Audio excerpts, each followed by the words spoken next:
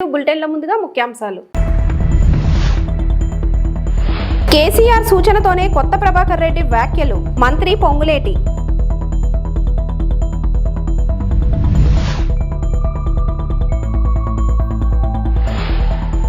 SC వర్గీకరణ ordinance కు ఆమోదం.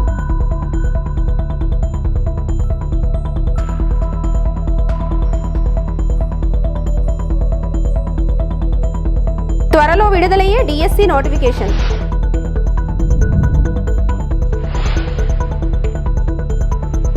ఏపీలో వివక్షాల ప్లాన్, మత కలహాల కుట్ర.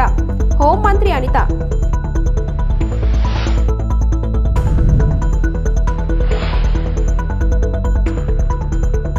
కాంగ్రెస్ పార్టీకి ఇందిరమ్మ ప్రభుత్వానికి ప్రజలు మద్దతిచ్చారని మంత్రి పొంగులేటి శ్రీనివాస్ రెడ్డి అన్నారు. ప్రభుత్వాన్ని పడగొట్టాలని పలువురు కోరుతున్నారంటూ బాసర ఎమ్మెల్యే కొత్త ప్రభాకర్ రెడ్డి చేసిన వ్యాఖ్యలపై మంత్రి ఆగ్రహం వ్యక్తం చేశారు. తమ ప్రభుత్వం ఏర్పడిన వారం నుంచే అధికార దాహంతో కూల్చే ప్రయత్నం చేస్తున్నారన్నారు. ఇందిరమ్మ ప్రభుత్వం ఏర్పడిన దగ్గర నుంచి ఇదే క్యాసెట్ వాళ్ళు మొదలు పెడుతున్నమాట వాస్తవం. ప్రభుత్వం ఏర్పడిన మొదటి వారం రోజుల నుంచి అధికార దాహంతో ప్రజలు చాలా క్లియర్గా కాంగ్రెస్ పార్టీకి, ఇందిరమ్మ ప్రభుత్వానికి మద్దతు తెలిపి పూర్తి మెజారిటీ ఇచ్చినప్పటికీ ఈ ఇందిరమ్మ ప్రభుత్వాన్ని మేము కూలుస్తామని అనేక పర్యాయాలు ఆనాడు 10 సంవత్సరాలు పరిపాలించిన పార్టీ నాయకులు తహతాలాడుతున్నారు. అనేక సందర్భాల్లో గౌరవ ముఖ్యమంత్రి గారు, సహచర మంత్రులు అనేక సందర్భాల్లో మేము స్పందించాం. కొత్త ప్రభాకర్ రెడ్డి గారు ఏదో మీడియాలో ఉదయం చూశాను, చాలా స్పష్టంగా చెప్పారు. ఏదైతే మొదటి నుంచి ధరణి కార్యక్రమం ద్వారా గడిచిన 10 సంవత్సరాలలో అధికారంలో ఉన్న పార్టీ అక్రమంగా పేదోళ్ల ఆస్తిని, పేదోళ్ల భూమిని, ప్రభుత్వ భూములని, వక్ఫ్ బోర్డు భూములని, రెవెన్యూ భూములని, అటవీ శాఖ భూములని వారి తొత్తులకి కట్టబెట్టామని చెబుతూ వచ్చామో, ఆ కట్టబెట్టి లబ్ధి పొందిన లబ్ధిదారులు ఎవరైతే ఉన్నారో ఆ లబ్ధిదారులకి ఏ భూభారత్నైతే నిన్న లాంచ్ చేశామో, ఏ భూభారత్ వస్తే పేదవాడికి న్యాయం జరుగుద్ది, ప్రభుత్వ స్థలాలకి పూర్తి భద్రత ఉంటది అని ఒక సదుద్దేశంతో భూభారత్ని లాంచింగ్ చేయటానికి కొన్ని గంటల ముందే ఆ గౌరవ శాసనసభ్యులు కొత్త ప్రభాకర్ రెడ్డి గారు అన్నది వారి గుండెల్లో రైలు ఎలా పరిగెడుతుందో, వారి ఆందోళన ఏంటో ఈ భూభారత్ వచ్చిన తర్వాత చాలా స్పష్టంగా అర్థమవుతుంది. అంటే ఇది కొత్త ప్రభాకర్ రెడ్డి గారి వారి సొంత ఆలోచన కాదు. కొత్త ప్రభాకర్ రెడ్డి గారు అంటే కేసీఆర్ గారి ఆత్మ. కేసీఆర్ గారి నోట్లో నుంచి ఏ మాట రావాలనో అది కొత్త ప్రభాకర్ రెడ్డి గారి నోట్లో నుంచి వచ్చే మాట. దానికి ఉదాహరణ ఉంది. ఆనాడు కేసీఆర్ గారు పార్లమెంటు సభ్యుడిగా రాజీనామా చేస్తే ఆ సీటుని కొత్త ప్రభాకర్ రెడ్డి గారికి ఇచ్చారు. బై ఎలక్షన్ లో కేసీఆర్ గారి అసెంబ్లీ గజ్వేల్ కాన్స్టిట్యున్సీకి ఇన్ఛార్జ్ ఎవరన్నాయి? కొత్త ప్రభాకర్ రెడ్డి గారు. అంటే కొత్త ప్రభాకర్ రెడ్డి గారు కేసీఆర్ గారి ఆత్మ అని చెప్పటానికి ఇంకొక నిదర్శనం అవసరంలా. ఏదైతే ఆనాడు కేసీఆర్ గారి ప్రభుత్వం, టిఆర్ఎస్ ప్రభుత్వం అధికారంలో ఉన్నప్పుడు ఏవైతే ప్రభుత్వ భూములు కొల్లగొట్టారో, పేదవాడి భూములు కొల్లగొట్టారో, ఆ భూములన్నీ మళ్ళీ తిరిగి వెనక్కి వస్తున్నాయని భయ ఆందోళనకి గురైన వారి తొత్తులు, ఆ పింక్ కలర్ షర్ట్ వేసుకున్న రియాలిటీ వాళ్ళు భయభ్రాంతులు చెంది అక్రమంగా సంపాదించిన ఆస్తి ఈ భూభారత చట్టం ద్వారా తిరిగి ప్రభుత్వం తీసుకుంటుందని వారి గుండెల్లో రైళ్లు పరిగెత్తి ఎంత ఏదైనా ఎన్ని కోట్లు ఖర్చైనా ఎమ్మెల్యేలని పశువుల్లాగా, సంతలో పశువుల్లాగా మీరు కొని కాంగ్రెస్ పార్టీని, ప్రజల ఎన్నుకున్న ఇందిరమ్మ ప్రభుత్వాన్ని కూలగొట్టండి అని కేసీఆర్ గారి సూచనల మేరకే, కేసీఆర్ గారి ఆలోచనల మేరకే, కేసీఆర్ గారి ఆత్మలో ఉన్నదానిని మేరకే ఈ కొత్త ప్రభాకర్ రెడ్డి గారు నిన్న మాట్లాడారు అనటానికి ఇంతకంటే నిదర్శనం ఏమీ అక్కరలేదు. యావత్ తెలంగాణ రాష్ట్రంలో ఉండే కాంగ్రెస్ కార్యకర్తలు, కాంగ్రెస్ ని అభిమానించిన వాళ్ళు, మొన్న ఎన్నికల్లో ఇందిరమ్మ రాజ్యం రావాలని కష్టపడి పనిచేసిన ప్రతి ఒక్క కార్యకర్త అప్రమత్తంగా ఉండాల్సిన అవసరం ఉంది. ఏదైతే ఈ 400 ఎకరాలు ప్రైవేటు వాళ్ళు, అది బిల్లీరావు గారు లాంటి వాళ్ళు దాన్ని కొట్టుకుపోవటానికి సహకరించిన ఆ ప్రభుత్వం, గత ప్రభుత్వం యొక్క ఆలోచనలకు భిన్నంగా ఈ ప్రభుత్వం ఆ ఆస్తిని వెనక్కి తీసుకొచ్చిన దాన్ని గత ప్రభుత్వ పెద్దలు జీర్ణించుకోలేకపోయారు. మొదటి విషయం. రెండో విషయం, ఏదైతే ఆ 400 ఎకరాలు నిరుద్యోగ యువతకి ఉద్యోగాల కోసం త్వరలో విడుదలయ్యే డిఎస్సి నోటిఫికేషన్ కూడా వర్గీకరణ ప్రతిపాదికనే జారీ అవుతుందని మంత్రి నిమ్మల రామానాయుడు తెలిపారు. కేబినెట్ భేటీలో తీసుకున్న నిర్ణయాలను నిమ్మల మీడియాకు వివరించారు. వేట నిషేధ సమయంలో మత్స్యకారులకు ఇచ్చే ఆర్థిక సాయాన్ని ఏప్రిల్ 26న జమ చేసేందుకు కేబినెట్ ఆమోదం తెలిపిందన్నారు. విశాఖలో ఐటీ దిగ్గజం టీఎస్సీకు 99 పైసలకే ఎకరా భూమి కేటాయింపుకు మంత్రివర్గం ఆమోద ముద్ర చేసిందన్నారు. మరి ఈరోజు ఆర్డినెన్స్కి కేబినెట్ ఆమోదం చెప్పడం జరిగింది. మరి 2-3 రోజుల్లోనే ఆర్డినెన్స్ రావడం, ఆర్డినెన్స్ వచ్చిన వెంటనే మళ్ళీ డిఎస్సి కూడా నోటిఫికేషన్ కూడా ఇచ్చి 45 రోజుల సమయం ఇచ్చి సాధ్యమైనంత వరకు రేపు విద్యా సంవత్సరానికి ముందే ఆ డిఎస్సి ద్వారా కూడా ఈ వర్గీకరణ ఫలాలు అందించాలనేటువంటి ఆలోచనతో కూడా ఈ ప్రభుత్వం ఉందనేటువంటి విషయాన్ని కూడా ఈ సందర్భంగా తెలియజేసుకుంటూ ఉన్నాం. మత్స్యకారులకి 10,000 రూపాయలు ఇచ్చేటువంటి సాయాన్ని 20,000 రూపాయలకి పెంచి ఇస్తామని ఏదైతే చెప్పడం జరిగిందో, మరి ఆ యొక్క 20,000 రూపాయలు కూడా మరి ఈ యొక్క ఏప్రిల్ నెలలోనే 26వ తేదీకి అలా ఆ రోజు మరి గౌరవ ముఖ్యమంత్రి చంద్రబాబు నాయుడు గారు కూడా మరి ఒక మత్స్యకార గ్రామాన్ని సందర్శించి ఆ మత్స్యకార గ్రామంలోనే ఈ యొక్క 20,000 రూపాయలకు పెంచినటువంటి సాయాన్ని వేట నిషేధ కాలంలో ఎవరైతే ఉంటారో వాళ్ళకి అందించేటువంటి ప్రక్రియ కూడా ఆ 20,000 సాయం ఈ యొక్క ఏప్రిల్ 26వ తేదీన అందజేయాలనేటువంటిది కూడా ఒక నిర్ణయంగా మరి భావించడం జరిగిందని చెప్పి కూడా మీ ద్వారా కూడా తెలియజేసుకుంటూ, మరి అదేవిధంగా ఏదైతే యొక్క ఐటీ డిపార్ట్మెంట్ని స్ట్రెంగ్తన్ చేయాలి, 20 లక్షల ఉద్యోగాల కల్పన ఏదైతే మనం ఎన్నికల్లో చెప్పామో దాన్ని నెరవేర్చేటువంటి విధంగా ఐటీ డిపార్ట్మెంట్స్ని స్ట్రెంగ్తన్ చేసేటువంటి విధంగా పర్టికులర్గా ఏదైతే టీసీఎస్, ఎందుకంటే ఈవేళ ప్రపంచంలోనే ఒక అగ్రగామి సాఫ్ట్వేర్ ఏదైతే టీసీఎస్ ఏదైతే ఉందో మన రాష్ట్రంలో మరి పెద్ద ఎత్తున ఆ టీసీఎస్ విస్తరించేటువంటి విధంగా మరి వాళ్ళకు కూడా ఒక ల్యాండ్ ఏదైతే ఉందో మరి ఆ ల్యాండ్ కూడా వాళ్ళకి 99 పైసలకి మనం ఇచ్చేటువంటి విధంగా కూడా మనము ఒక నిర్ణయం తీసుకోవాలనేటువంటి విధానమే కాకుండా మిగిలినటువంటి డిపార్ట్మెంట్స్ కూడా, అంటే ఏదైతే మెగా సెంటర్ కానీ డేటా సెంటర్ కానీ ఏవైతే ఉన్నాయో వాటిని కూడా రీజనబుల్గా మనము వాళ్ళకి ఈ ల్యాండ్ను కానీ అదేవిధంగా దాంతోపాటు ఇతర సౌకర్యాలన్నీ కూడా కల్పించి తద్వారా పెద్ద ఎత్తున షెడ్యూల్ కులాల ఉపవర్గీకరణకు కేబినెట్ ఆమోదం తెలిపిందని సాంఘిక సంక్షేమ శాఖ మంత్రి డోలా బాల వీరాంజనేయ స్వామి వెల్లడించారు. 200 పాయింట్ల రోస్టర్ అమలుకు నిర్ణయం తీసుకుందన్నారు. విద్యా ఉద్యోగాల్లో ఉపవర్గాలకు రిజర్వేషన్ల ఫలాలు సమానంగా అందేలా త్వరలోనే గెజిట్ విడుదల చేస్తామని అన్నారు. 26 జిల్లాల్లో ఈ ఆర్డినెన్స్ అమల్లోకి వస్తుందని మంత్రి స్పష్టత ఇచ్చారు. షెడ్యూల్ కులాల్లో ఉన్నటువంటి ఉపకులాల మధ్య ఉన్నటువంటి అంతరాలను సరిచేసుకుంటూ వివిధ ఉపకులాల మధ్య ఏకీకృత మరియు సమానమైన పురోగతి కోసం ఉపవర్గీకరణ అమలు చేయడానికి ముసాయిదా ఆర్డినెన్స్ ప్రతిపాదనను రాష్ట్ర కేబినెట్ ఈరోజు ఆమోదించడం జరిగింది. ఇది ఉపవర్గీకరణ అమలు చేయడానికి ఏప్రిల్ 15, 2028 మంత్రివర్గ సమావేశంలో ఆర్డినెన్స్కు ఆమోదం లభించింది.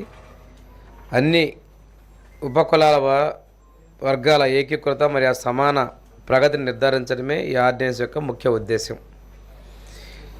59 షెడ్యూల్ ఉపకులాలను వెనుకబాటుతనం మరియు సామాజిక సమైక్యతల ఆధారంగా 3 సముదాయాలుగా విభజించడం జరిగింది.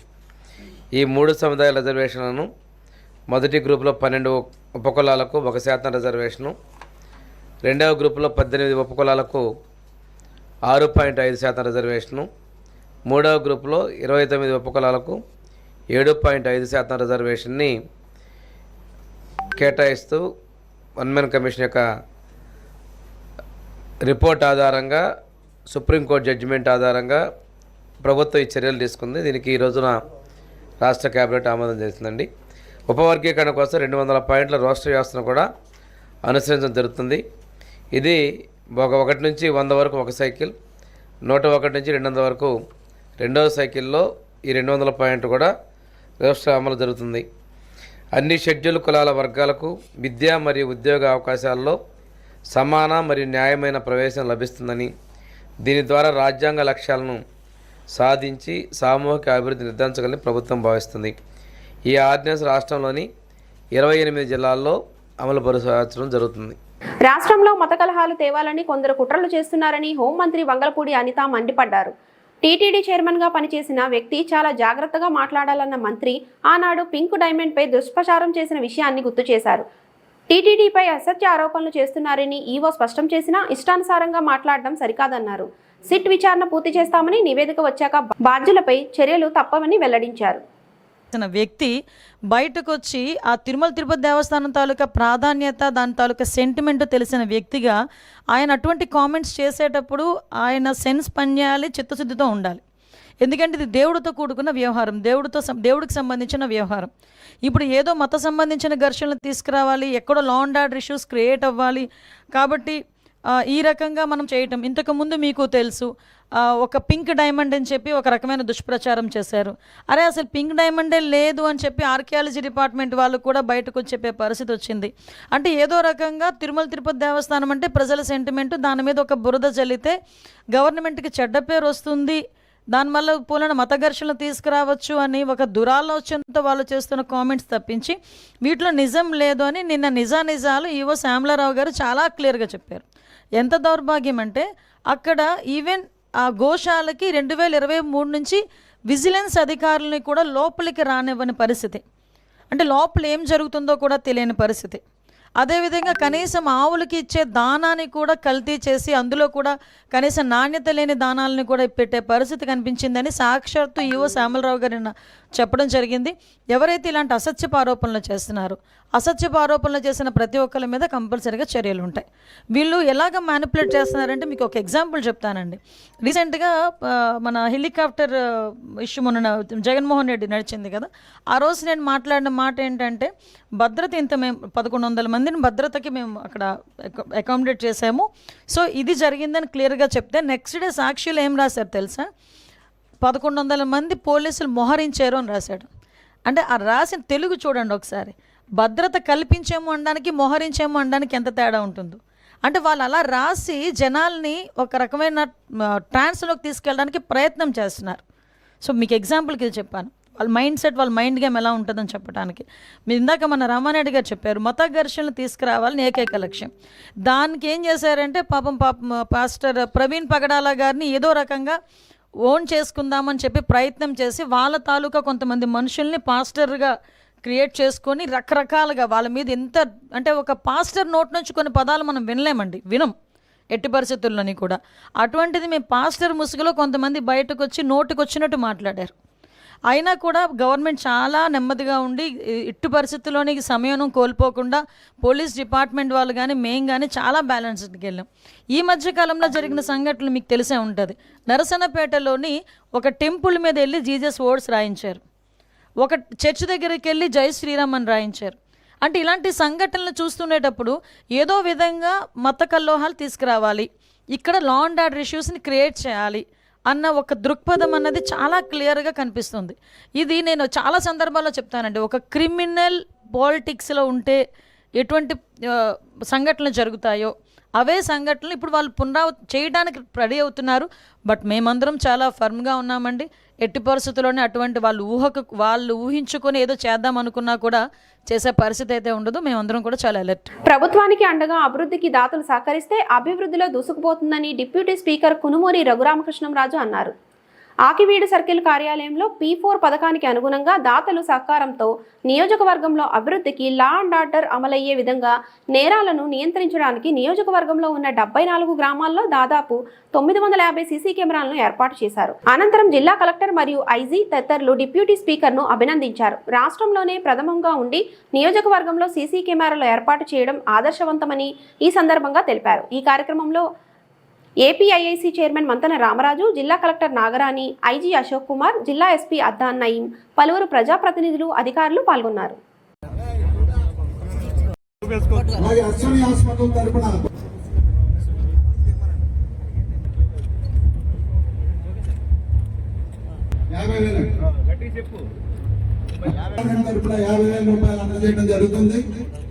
వంశీ గారు, మహేష్ కుమార్ గారు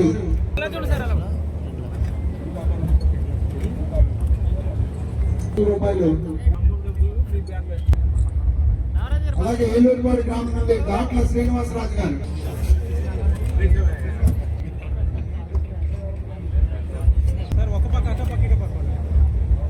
కోతిపూడి శ్రీనివాసరాజు గారు స్టేజ్ మీద అందివ్వడం జరుగుతుంది. 2 లక్షల రూపాయలు విరాళం అందజేస్తున్నారు. వారికి కూడా ధన్యవాదాలు తెచ్చుకున్నారు. రైస్ మిల్లర్స్ వెల్ఫేర్ సమాజంలో ఉన్నత స్థాయికి ఎదిగిన వారు ఇచ్చిన సహకారంతోనే ఈ స్కీమ్లన్నీ కూడా చేయటం జరుగుతుంది. ఇప్పుడు మనకి P4 స్ఫూర్తి, ఒక రకంగా P4 కూడా ఒకప్పటి జన్మభూమి, ఆ తర్వాత మన ఉండిలో జరిగిన కార్యక్రమాలే స్ఫూర్తి అని కూడా చెప్పుకోవచ్చు.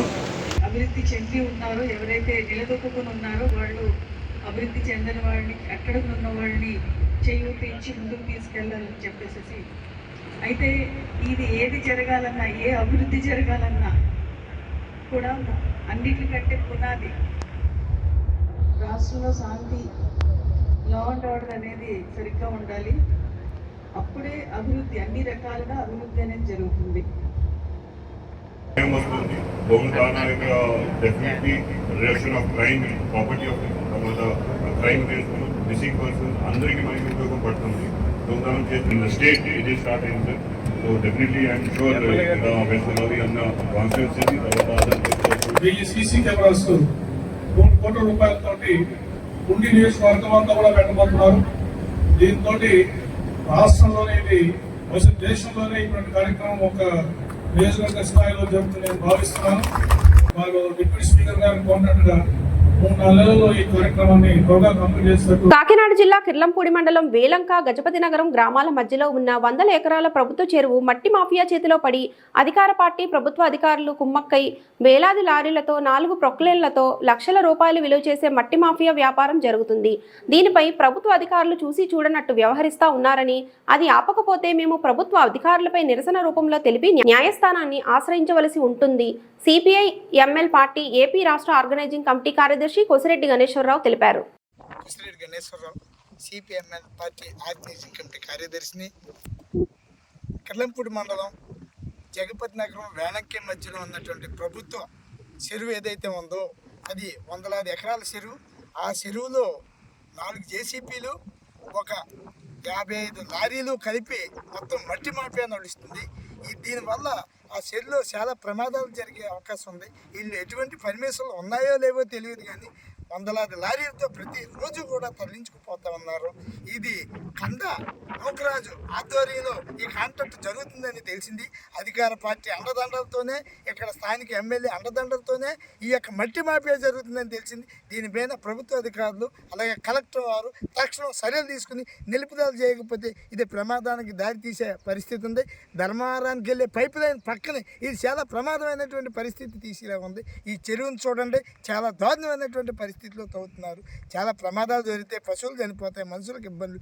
అందులోని ప్రభుత్వ చెరువులో తవ్వడానికి వీళ్ళకి ఎవరికి పర్మిషన్ ఇచ్చారో ఏంటో అర్థం కావటం లేదని నేను దీన్ని తీవ్రంగా ఖండిస్తూ దీన్ని తగు చర్యలు తీసుకోవాలని డిమాండ్ చేస్తాం. దీన్ని తక్షణం నిలుపుదల చేసి ఆఫ్ చేయకపోతే మాత్రం కలెక్టర్ ఆఫీస్ని ముట్టడిస్తాం. అవసరమైతే హైకోర్టును కూడా ఆశ్రయించి దీని మీద తగు చర్యలు తీసుకోవాలని మేము కేసులు కూడా ఈ యొక్క సంబంధిత ప్రభుత్వ అధికారులపై కేసులు నమోదు చేస్తామని సిపిఎంఎల్ పార్టీతో. Tirupati rural Tiruchanur police station పరిధిలోని మంగళంకు చెందిన 5 మంది పిల్లలు అమన్, ఆసిఫ్, వెంకటేష్, వాసు, మిథు, స్వర్ధన్ కలిసి పాండిచ్చేరి చూడాలని ఆశతో వెళ్లారు. పోలీసుల కథనం మేరకు నిన్నటి మంగళంకి చెందిన 5 మంది పిల్లలు కలిసి పాండిచ్చేరి చూడాలని ఆశతో కలిసి మాట్లాడుకొని ఇంటిలో ఉన్న 3000 రూపాయలు తీసుకుని పాండిచ్చేరి చూడాలని కోరికతో మధ్యాహ్నం 12 గంటల సమయంలో ట్రైన్లో వెళ్లిపోయారు. పాండిచ్చేరి చేరుకోగానే అర్ధరాత్రి సమయంలో భయం వేసి నైట్ టైం పడుకోవడానికి దగ్గరలో ఉన్న లాడ్జికి వెళ్లారు. లాడ్జి సిబ్బందికి అనుమానం వచ్చి పోలీసులకు ఫిర్యాదు చేశారు. అక్కడ పోలీసు వారు పూర్తి సమాచారం సేకరించి సమాచారం అందించగా తిరుచానూరు పోలీసులు వెంటనే స్పందించి తల్లిదండ్రులను విచారణ చేపట్టి అక్కడ పోలీసులతో మాట్లాడి పిల్లలను తిరుపతి తీసుకురావడానికి కృషి చేశారు. అందులో భాగంగా తిరుచానూరు సీఐ సునీల్ కుమార్ ఆదేశాల మేరకు ఎస్ఐలు జగన్నాథం, సాయి కుమార్ చౌదరి, పోలీస్ సిబ్బంది కలిసి పిల్లలను పాండిచ్చేరి నుంచి తీసుకురావడానికి ఎంతో కృషి చేసినందుకు తల్లిదండ్రులు ధన్యవాదాలు తెలియజేశారు. అందరికీ నమస్కారం. నిన్నటి దినం మంగళం ప్రాంతానికి చెందినటువంటి మిథున్, వాసు, ఆసిఫ్, అమన్, వెంకటేష్ అనే 5 అబ్బాయిలు. వీళ్ళ వయసు 12 నుంచి 17 సంవత్సరాల వయసు గల మధ్య గల అబ్బాయిలు ఇంట్లో తల్లిదండ్రులకు చెప్పకుండా ఇంటిని వదిలిపెట్టి వెళ్ళిపోవడం జరిగింది. ఈ విషయం సాయంత్రము తల్లిదండ్రులు మా దృష్టికి తీసుకురాగా మా సిఐ గారి ఆదేశాల మేరకు వెంటనే ఇంటి దగ్గర విచారించి సీసీ కెమెరాలను పరిశీలించగా 5 మంది పిల్లలు కలిసి వెళ్తున్నట్టు గమనించడం జరిగింది. ఆ తర్వాత నైటు పిల్లల నుంచి వచ్చిన ఒక కాల్ ఆధారంగా వాళ్ళు పాండిచేరిలో ఉన్నట్టు గుర్తించి వాళ్ళని క్షేమంగా తిరుపతికి తీసుకురావడం జరిగింది. ఈ విషయంగా తల్లిదండ్రులకు తెలియజేయడం ఏమనగా, పిల్లలు స్కూల్కి వెళ్తున్నప్పుడు వాళ్ళు ఎవరితోనైనా చెడు తిరుగులు ఏమైనా తిరుగుతున్నారా, ఏదో చెడు అలవాట్లకి ఏమైనా అలవాటు పడుతున్నారా అనే విషయాలను తల్లిదండ్రులు గమనించాలి. అలాంటిది ఏమైనా చెడు అలవాట్లకు లోనైనట్టు, అలవాటు పడినట్టు ఏమైనా తెలిస్తే వెంటనే మా దృష్టికి తీసుకురాగలరని, వారికి వీళ్ళంత త్వరగా కౌన్సిలింగ్ అది ఇప్పిస్తే వాళ్ళ జీవితం బాగుంటుందనేది తెలియజేస్తున్నాము. పట్టణం మంగళం నందు నిన్నటి దినము మధ్యాహ్నం 12:30 గంటల నుంచి 1 గంట మధ్యలో 5 మంది పిల్లలు స్నేహితులైనటువంటి అమన్, ఆసిఫ్, వెంకటేష్, వాసు, మిథున్ వర్ధన్ అనేటువంటి 5 మంది పిల్లలు ఒకరికొకరు మాట్లాడుకొని వాళ్ళ ఇంట్లో ఉన్నటువంటి 3,500 రూపాయలు డబ్బులు తీసుకొని ఇంట్లో వాళ్ళకి ఎవరికి చెప్పకుండా బయటకు వచ్చేసి ట్రైన్లో పాండిచ్చేరికి వెళ్ళిపోవడం జరిగింది. ఈ విషయం వాళ్ళ పేరెంట్స్ వచ్చి నైట్ 8 గంటలకు స్టేషన్లో కంప్లైంట్ ఇచ్చారు. ఈ కంప్లైంట్ పైన ఇమ్మీడియట్గా మా ఎస్ఐ జగన్నాథ్ రెడ్డి మరియు టీము కొంతమంది అక్కడికి వెళ్ళి వాళ్ళ ఇండ్ల దగ్గర విచారించి ఎక్కడికి వెళ్ళారు, ఎలా వెళ్ళారు అనే దాని మీద విచారణ చేస్తుండగా మనకు సీసీ కెమెరాల్లో వాళ్ళు వెళ్ళిపోయిన అందరూ కలిసి ఒకేసారి పోయినట్టుగా తెలిసింది. ఆ తర్వాత వీళ్ళు పాండిచ్చేరికి వెళ్ళి అక్కడ ఒక లాడ్జ్ దగ్గర రూమ్ తీసుకోవడానికి వెళ్తారు. అక్కడ వాళ్ళ పేరు, అడ్రస్ అడగడంతో అక్కడ నుంచి ఒక ఫోన్ చేస్తారు. ఫోన్ చేస్తే మేము ఇమ్మీడియట్గా రెస్పాండ్ అయ్యి వాళ్ళతో మాట్లాడి అక్కడికి వాళ్ళని అక్కడి నుంచి తీసుకొని వచ్చి వాళ్ళ తల్లిదండ్రులకు అప్పగించడం జరిగింది. ఇది ఒక గంటన్నర టైంలో వాళ్ళని ఎక్కడున్నారు అనేది లొకేషన్ ట్రేస్ చేయడం జరిగింది. దాన్ని బేస్ చేసుకొని ఇమ్మీడియట్గా రాత్రి వాళ్ళ పేరెంట్స్కి వాళ్ళకి చెప్పి వాళ్ళని తీసుకొని వచ్చి వాళ్ళకి హ్యాండ్ ఓవర్ చేయడం జరిగింది. Thank you.